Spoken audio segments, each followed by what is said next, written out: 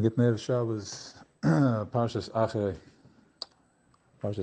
Shabbos noch Pesach. Sfiras Omer, counting the Omer. That's what's going on over here. Very, very interesting, profound avodah in the Sfiras Omer, counting the Omer. Omer is a measurement. Sfira is Miloshen Sapir, says in Chassidus. Miloshen Sapir is a sapphire. Literally, we're talking from the light, from the crystal, the light that the diamond that shines, that we are reflecting off from, and is communicating with us. And these diamonds have different names. And happens to be that from the Omer we're going all the way V'hainaf Lefnei Hashem, V'hainaf Tenufel Lefnei Hashem, Dafalfam Lefnei Hechafen Yitke Vuvke Hechafen V'Natzilus, and we're going into Atik Yom, and Atik Yom is the top part of the crown, that's where there is Oinik, and that's the Shashua HaMelech, and that's where it's Esespheres Agnizes, where the Midas are hidden, because there can't be any midas there, because if you're saying there's midas there, there's limitation to the source, our source, the source that we're feeding all off from. So, but ultimately, there is the avodah of the Omer is, the avodah is counting the Omer is that we are elevating the Chomer to Tzura. We're going in from physical to non-physical. That's the best way, or physical to energy. We're going from Chomer to Tzura, we're going into the Nefesh, the energy body. So from there is a whole different play of how things are working, relationships are working, because while we have the Chomer Levin and blocked with the cement and all the blockages, we are limited to how far the Omer can stretch, how far the Midah can stretch. Chesed, Chesed Shebechesed, Gevurah Shebechesed. You're limited as to when you're sending out that pulse of Chesed Shebechesed, it's immediately met by resistance, by Chomer Levanim, which was broken over Pesach, which was then went through the Kriyas Yamsuf, which means that you're going through, there's a swipe, Kriyas Yamsuf, there is a swipe where we're entering a space that you're having a moment of clarity, you're having a moment of contact without any, there is a eye to eye, beam to beam contacting without interruptions of any types of interference in the middle of filters and any type of thing. And even if you had stuff going on and you weren't mindful, so it's when you went to sleep, there was a moment there, a second, and it's guaranteed because everybody went to Kriyas Yamsuf. So you had that moment, you had that second. And if longer than as a Meshivach, but ultimately it's the contact from, that contact over there, the one moment. And then going into Achre Shel Pesach, which is, it's all about Mashiach, it's all about, literally the whole day is a day of Mashiach's presence, Ruach Shel Mashiach, the Mashiach's presence is there, which means that, we are eating gebrokt, and tzaddikim dafke eat gebrokt, and if you think about what gebrokt is, it's borderline chametz, so to speak. It could turn into chametz. You're putting the matzah into hot soup, and then they would dip it specifically in everything to show, and nobody asked any questions. Which means that we are in a place where above any type of, we elevate it into where Mashiach is here, it's in Yechida, and there is no chametz, there is no matzah, it's all one. It's all one, it's where everything aligns, because we're tapping into Amunah, because we're believing that everything that I experienced is just a spiel, and the real me, I need to find my compassion within me, hovering on and as a leaning on the resistance, leaning on your life experience. So coming into this world, we each choose our path, we each choose our route, our derech, and how we want everything exactly the place that you are. You chose it. Chose it means that, how did you choose it? You saw where you need to be, what you want. You saw the Ratzon Hashem, you saw the neshama, and you connected with that truth. You're taking an oath that you're going to be a tzaddik, which means righteous, which means open and aligned. And as you enter in lower and lower, coming into this physical world where you take on a body, physical body, it sets up its resistance based on your mission to get you back to your mission. So there is the olam matoya, there is the clip over here, but when entering in with your truth, you're immediately triggering all these blockages and all these clippers that are resisting specifically your frequency and your light, the way you want to express it. And what we need to do is to bring light to that. How? By going inside, by separating myself. Until now, I was in chametz. I was fully entrenched in the chametz, in the dough, and I couldn't think right. But now, after I had a reset, this powerful reset on Pesach, I'm able to go into find my truth, find my ruts and what it is that I want and who I am, and that melts away exactly where there was the resistance. That's where it sends out this razor beams and it just nukes it and takes it out from existence. So now that happened on Pesach. So we made, once again, we all made contact with our higher self, with Neshama, Kitchebricha, Shchinte, the same as when before we were born. And then it comes back, we go back into Moichan the Katnas, we're going back into the struggle. So, but what we're doing here in the struggle is that we're going into Machal Behema Se'orim, we bring it's barley, it's Machal Behema, we're going into Behema world. Why? Because the Behema doesn't have any das. And in order for us to tap into something that is Amunah, which is higher than das, because das is born from Amunah, but we're going higher than das, we're going into Amunah, absolute faith, to a place where it makes no sense. So how can I access that? By going all the way to the bottom where it makes no sense and eating this Machal Behema, taking the Machal Behema, taking my Behema, my struggles, all my shortcomings and longcomings and all that, taking it in and Tenufel Lefnei Hashem, raising it up, bringing it back to the source. Bringing it back to Atik Yom, where Yom is, the midas are called Yom. The lights are called Yom. It's Yom Echad, Yom Sheni. There are 7 days, so there's 7 midas. And we're dealing here with aligning with the light from the oil from Atik Yemen. We have no clue what that means. It makes no sense. The type of stuff that's possible from that place. That's where we're heading. That's the Mashiach, and that's where it is. And it's not easy, but easy because depends on where you look, how you look at it. It's not easy. It's a struggle, but we're getting there. So the Omer is counted from bottom up. Pesach we receive from Mesiras Elam, we count from bottom up, and we're building every day on the second day. We're building a conduit, building a pipe made out of light, all the way back to Atik Yom, and then we connect 1 week, which is one Yom. And then we're going into Gevura. Then we're connecting to Teferes, Netzach, Malchus. So the question is like this. The question is that Pesach, we're eating matzah.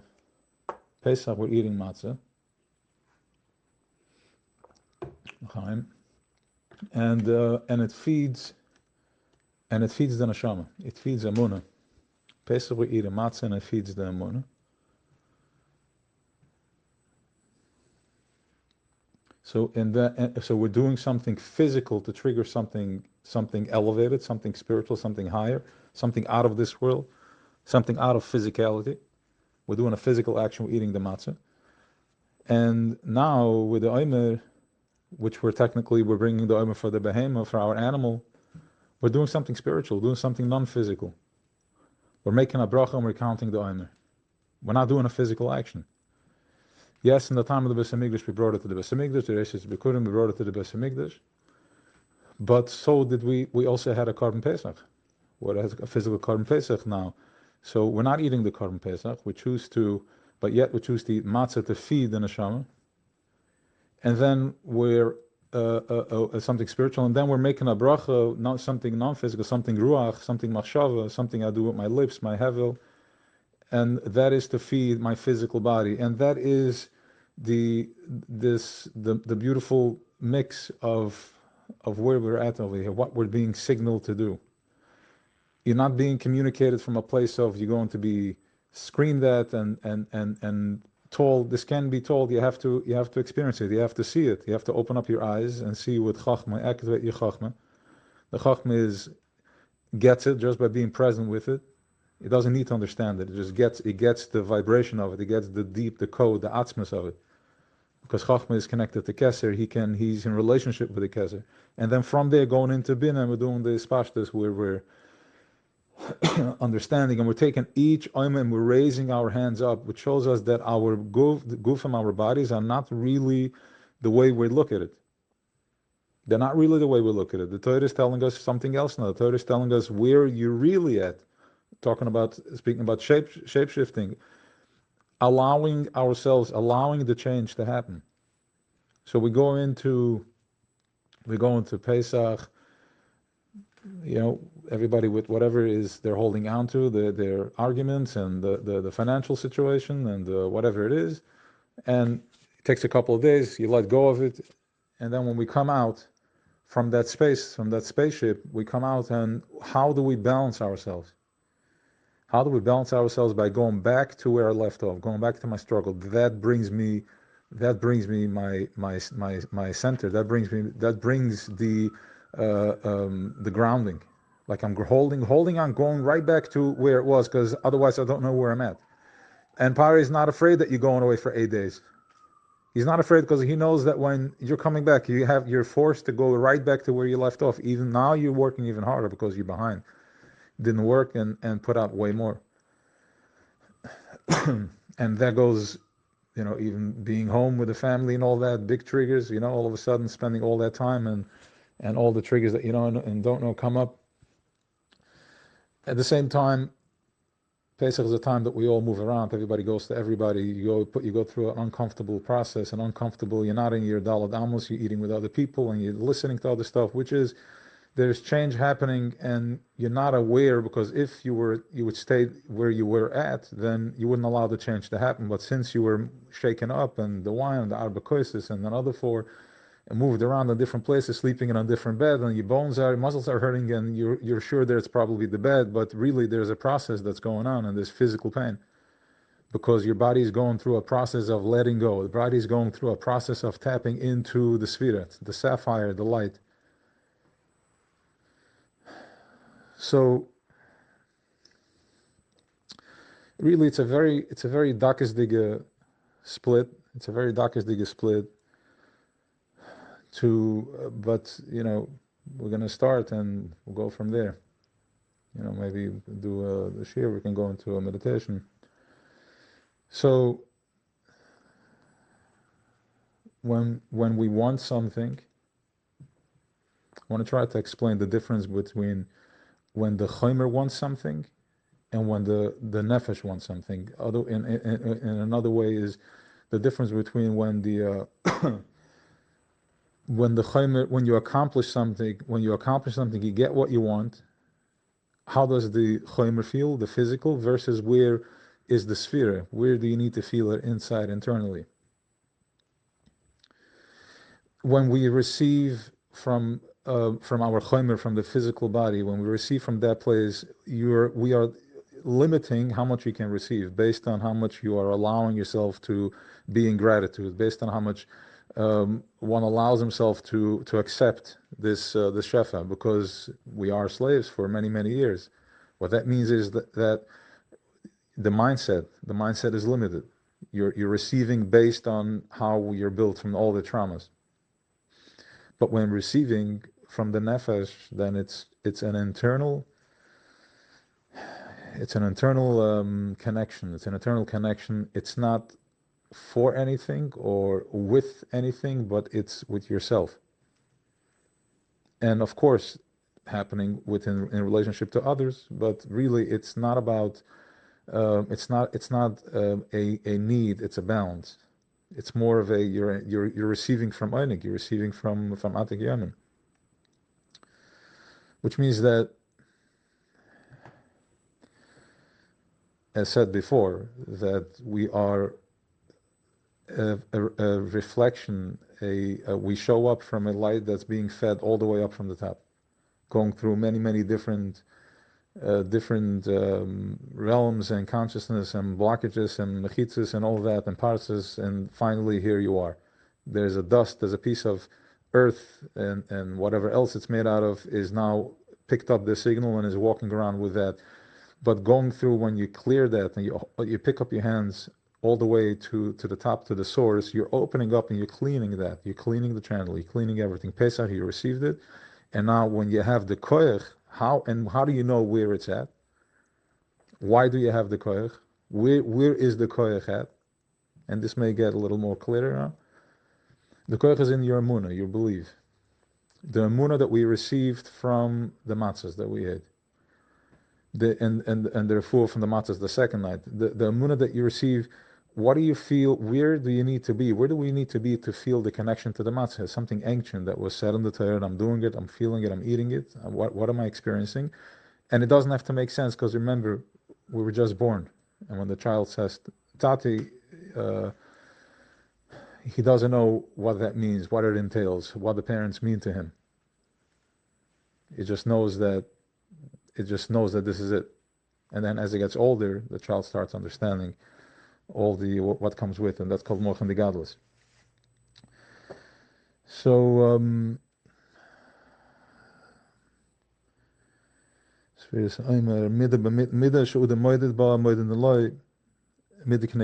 other words, we're talking about the Omer, we're talking about a middah. A middah is a measurement. It's exactly how you measure yourself, that's how you will be measured back. Right? So whatever we're talking about, that whatever I see is what I'm projecting, this is it. This is the facilitation of the Torah.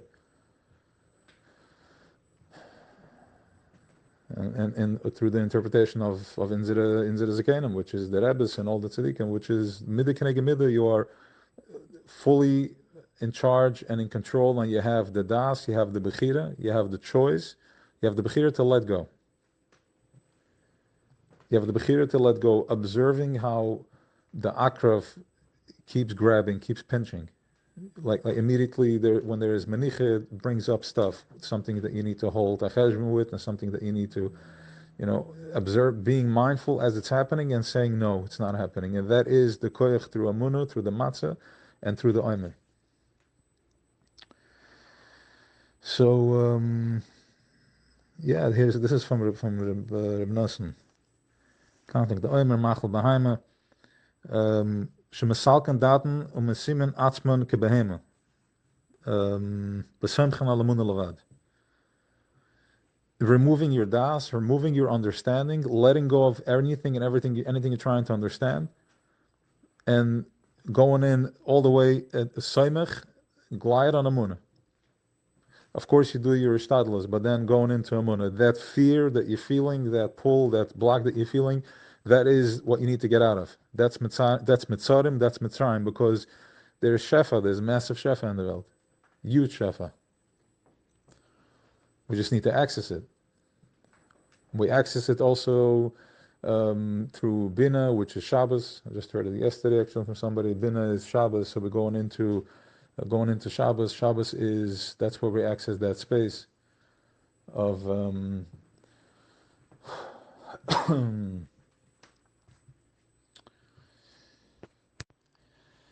access the space to gain the koyach to be samech on Amunah. Yeah, I think I connected that right. It's gegangen. All right, so Lamos was noch in Sommer do. Been a bar live maven. Yeah, everything is happening in the heart. I mean, Reb Nachman is talking about it, and the Alter Rebbe is talking about it, where the Sod Hashem L'Reav means that the secret is revealed in hearts, when you're going into the heart. Okay, I'm just sharing that. I can't open that up right now, as it is getting a little long. Kadelat in the Ratzim we say after the Omer Kadel Larenu Kibasenu Mitamesenu Lasaknas Namshesenu Rukasenu Nishmesenu Makol Sug of Gam Ulutarenu Igdashenu Bigshascha Alyona. We're talking about the whole Omer that we're doing is that if you were to talk about it in energy talk, it would be very okay, what's going on? What is he talking about? Omer, energy, the Torah is telling exactly in the Ratzon where it is. Bakol Sug of Gam, we're talking here on the neshama cleaning, going into the spirit of it. Alles is in the kavana, going into the neshama, the chasenim shesenim, Bakol Sug of Gam. So we're talking here about an energetic cleanse. An energetic cleanse, clearly, because we're making a bracha asher kedeshana b'mitzvah, we're connecting ourselves, going into a yichud with the Eibishter, and we're really not eating, we're not doing anything. We're just saying a word. We'll make one shechiyana for the whole Yom Tov. One bracha, for the ganze Sida. Okay, one shechiyana, I like that better. One shechiyana for the whole Yom Tov, and here we are, for 49 days, we're making asher kedeshana b'mitzvah v'tzivana. And we're connecting and building another piece to the pipe, going up the 7 meters, climbing up until we're connected to the top. When we get to Shuas, we're going to be connected to the top, and that's when we are going back to what you received on Pesach night, but this time you worked for it and you know where it's at. So we all had a moment, a Mashiach moment, an Achron Shal Pesach, definitely.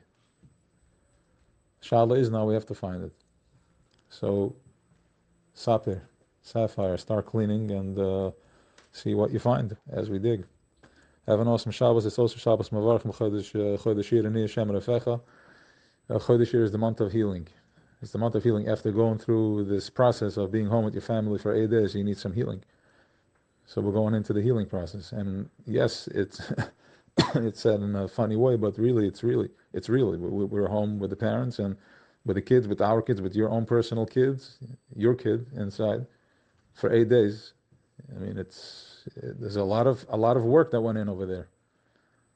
One way or another, there was a lot of energy that was was being processed and let go of, and forgiveness and holding, and so we need healing and see the diamonds. I think I got everything. All right. Have an awesome Shabbos.